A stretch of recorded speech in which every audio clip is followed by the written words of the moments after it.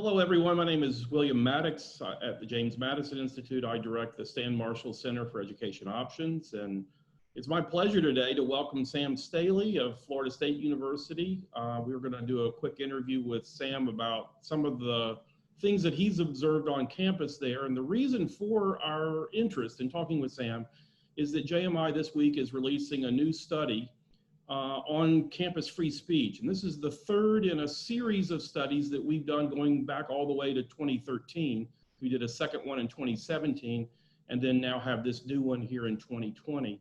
And what we've been doing over the course of time is assessing how well state universities here in Florida are doing when it comes to free expression, intellectual diversity, the free exchange of ideas.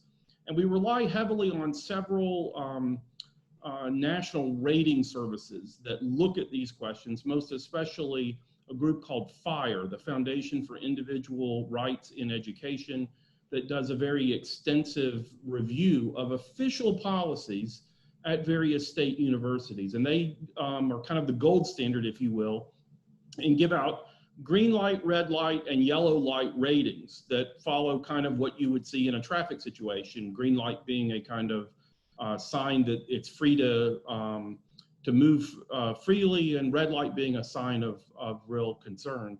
And we've basically followed kind of how the state universities measure up and where they rate. And we've seen in years past significant progress at one of our flagship universities, the University of Florida, that went from being one of the worst in the country to now one of the best. And we've seen since our most recent report a similar dramatic turnaround at Florida State University, which is perhaps the most significant finding in our new study. And so we wanted to talk with Sam about this because obviously official policies matter, whether or not there are speech codes in place, whether or not campuses have free speech zones, as many in the past have had. Those sorts of official policies matter, but we're also interested in the kind of unofficial campus climate and just how much the spirit of the university reflects the official policies there. So Sam is someone that is a longtime friend of JMI, heads the DeVoe Moore Center at Florida State, teaches social entrepreneurship, among other things, at the business school. And so we're delighted to have him here with us. And I guess the first question out of the box for you, Sam, is just how would you assess FSU's campus climate currently? How welcoming is FSU to students of different viewpoints, perhaps especially those with center-right views? Yeah, it's a great question. And before we get into that, just a really quick correction. I'm in the College of Social Sciences and Public Policy, not the business school. I knew I would screw up some way, yeah. So thank you for that. It's fine because being in the College of Social Sciences really puts me at the center of this whole discussion and debate. So we have a very wide range of departments in the college, and we have sociology, we have political science, economics, interdisciplinary social sciences. So when we talk about these kinds of conflicts in speech, we're really at the center of that, if it happens. So here's my take on the ground, which is very different from when I came to FSU in 2011. Where what I think your report is showing is that our policies are finally coming in line with our culture. And this is interesting because it actually goes back to when Stan Marshall was president of FSU. And he has this wonderful quote, because this was a period in the 70s of a lot of turmoil and student protest. And he said, student protest is a sign of love by students because it shows they care. And I think that became embedded in the DNA. And sometimes that wasn't as easy to see outside simply because we had these ridiculous policies or policies that seem to be flagrantly trying to constrain free speech. But what's happened is on FSU campus, the administration has always supported a wide range of ideas and of expression. And I've seen that on the ground because we have over 1,500 students that are active in various conservative, libertarian center-right organizations. These are kids that self-identify in that area. I have never experienced as a faculty advisor to those organizations anything but support for whatever event they put in place. So this is a great place. I mean, Florida State is a great place for this expression. We are experiencing, like other campuses, more tension as we, particularly in a presidential election year. And so I'm always kind of worried that at some point somebody's going to step over the line. But it's been an interesting experience for me, coming from a free market perspective, to sort of see that dynamic play out over the past 9 years. So one of the things that I find really interesting about your work there at FSU, and one of the reasons why I so appreciate the role that you play, not just as a professor who has an appreciation for center-right views yourself, but as a faculty advisor, is that I think you have highlighted, at least for me and I think for others, one of the kind of hidden benefits of having diverse faculty. It's what, you know, in the argumentation around campus free speech and intellectual diversity, there's a lot of attention paid to the idea that, hey, if we're really going to pursue truth, we need to have scholars that are coming at questions from all vantage points, lest blind spots, things in people's blind spots go unnoticed, or important questions are ignored or not asked. And so obviously in the pursuit of truth and the transmission of ideas, it's important to have professors from across the spectrum. But one of the things that I've really enjoyed in talking with you about is the role that you play as a faculty advisor, and how you're able, as someone that center-right students trust, how you're able to counsel and advise them when it comes to like speakers on campus, and who they ought to consider inviting and who they might not want to invite. So I'm curious, just give me a sense of the role that you play there, what sort of experiences you've had, places where you've stepped in and said, hey, maybe you'll want to think about someone else, or there might be someone that can make the case that you want to see made better. Tell me a little about some of your experience there with guys like Milo and other speakers. Yeah, so it's a part of my journey is trying to sort of navigate this one way or the other. And I think in many ways, Florida State gets it right in the sense that we really let students drive most of this conversation. I'm there to, one, really provide support, and they will run into issues. And a lot of that has to do with dealing with the bureaucracy and trying to figure out how to navigate not only permitting at times, but also trying to do something very quickly, which bureaucracies are not very good at responding to. And then using my position, my privilege, if you will, as a faculty member to actually help them navigate that. I have not been in a position where I've ever felt I've had to really counsel a group not to invite someone. They've certainly invited people that I'm not big a fan of. I do believe that we should have civil discourse. I believe we need need to engage forcefully but civilly and peacefully with people on, not only on our end of the spectrum, but also on the other side of issues. Although clearly my loyalties and my interests are in the more free market, limited government area. And what's been interesting is how important a faculty advisor can be in that process. One, by my active support of those organizations, I legitimize those organizations to the administration. And they have more confidence in what the student organizations are doing, because they know that if they're stepping out of line, I'm going to be there, not to direct them, but to nudge them, or to have a conversation with them, say, look, these are the implications of going this route or not. The other thing that really brings to the table is they do run into issues. We're fortunate in that at FSU, our administration really does empower our student groups, not just center right, but the whole spectrum. And so they really kind of let the students fall on their sword, or just fall off their sword, or do whatever. And if it doesn't work, it doesn't work. So that's very helpful. But at the same time, we're talking about students who haven't always haven't had a lot of experience in organizing events. You mentioned Milo Yiannopoulos, who came in 2016. That was a good example. I'm not a fan of Milo Yiannopoulos. I'm not a fan of speakers that are really more engaged in political theater than in really carrying policy substance. However, our local college Republicans wanted to bring them in. That is a great opportunity to raise visibility.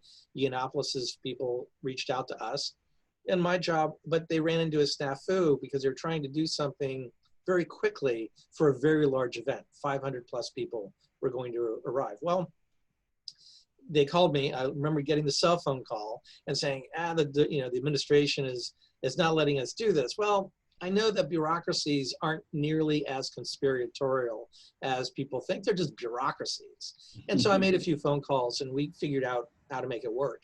And in our case, that was really important learning for me because I understood how the administration reacted to these things. And again, never underestimate the incompetence of bureaucracy.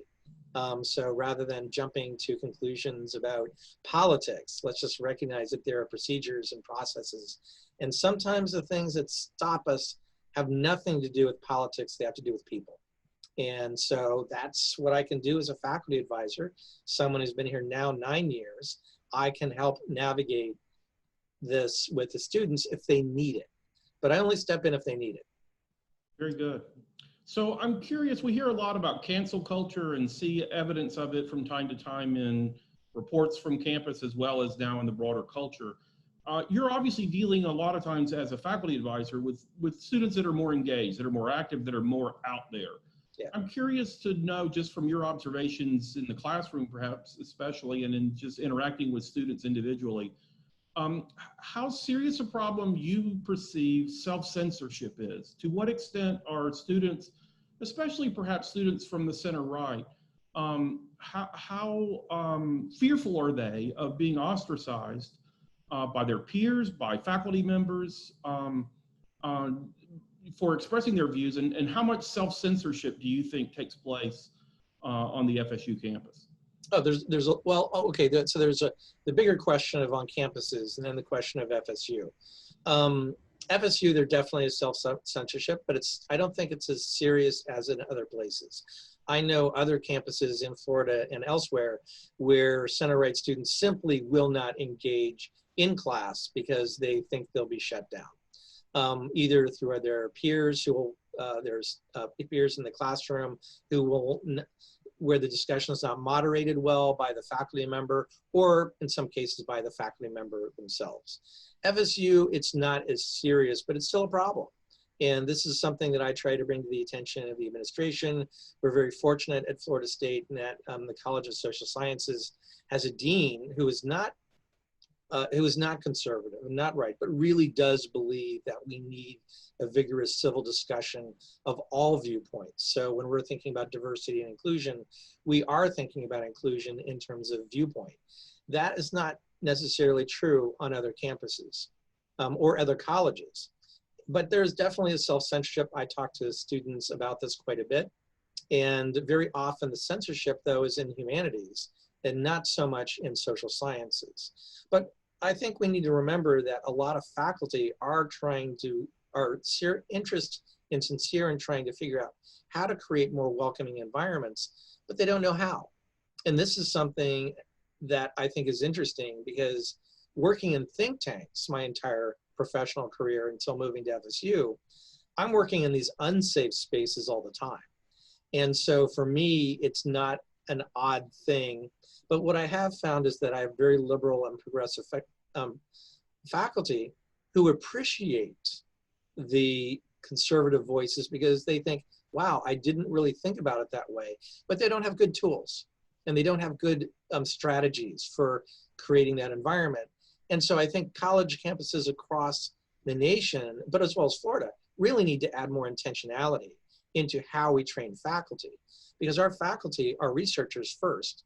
They're not people that navigate these discussions, and actually most faculty don't like having these difficult conversations. But there are ways we can do it, and I think we do a pretty good job at FSU. We're getting better at it. But there is self-censorship because conservative students those on the right, particularly the social conservatives, really don't feel that their views or opinions will be respected. All right, I've got one last question for you, and it relates in many ways to this. One of the recommendations that we make in our report is to do something that the University of North Carolina did, which was to bring together a diverse set of scholars to basically just conduct a survey of students and professors to kind of probe further into some of these questions surrounding self-censorship and how welcoming various groups and whatnot felt. There's been talk of that in Florida, some pushback by some faculty union groups that are concerned about how some of this data may be used. But my take on it is, perhaps especially after looking at the UNC study, is that this is actually a real opportunity for us in two ways. One is that it's an opportunity for us to really get to the heart of what we want to know, which is something that all universities ought to care about, is, you know, knowing the truth and being able to make changes if need be to create a more welcoming environment if there are serious problems. But the second reason that I see an opportunity here, and this is something that the UNC scholars brought out in their report, and I want to get your reaction to this, is they said, you know, University of North Carolina is the flagship university in a swing state that is drawing upon a student population that is largely in-state and that largely reflects the political divisions within the state. And so in some respects, it is uniquely positioned to offer a model for the nation in how to have robust, constructive dialogue between people who have different perspectives, and in some ways is better positioned than Ivy League campuses or others that are drawing from a much less diverse population, student population. So I'm curious to know what you think of that idea, especially as it applies to Florida and to FSU and other major universities here in our state. Yeah, I think it's an interesting idea. It's actually an important thing that I think we should do. I think it could be implemented in a fairly straightforward fashion and modeled at one of the flagships, but then sort of extended to the others. And I think the problem I run into now, and I'm working on this actively on campus, is that my experience is anecdotal. I can't draw from a broader set of data. So I think it's valuable because I think we need a baseline. And I think this whole point about how, especially public universities, are drawing from this very diverse political landscape is important. And in Florida right now, Joe Biden and Trump are running even. It's a statistical dead heat. But our faculty don't represent that. A lot of them don't actually want to be involved in politics, so they really don't even want to engage at that level. But our students clearly do. As I tell people, before I even arrived, we had over 1,500 students self-identify into center-right student organizations. And my job is to support that, help them network, and sort of build that. We have a liberal arts college enrollment level. They didn't come here because we were saying conservatives come here. They were coming here because Florida is a diverse state. We are a politically diverse state. And they are self-selecting into the academic institution first. But then they want to be more active and they want to fill out their experience, not just with the classroom, but with ideas. And how does that work? And we have 15 active center-right organizations right now. And they include Young Americans for Freedom, Turning Point USA, College Republicans, College Libertarians, Christians United for Israel, a whole bunch of organizations that sort of fit in various forms.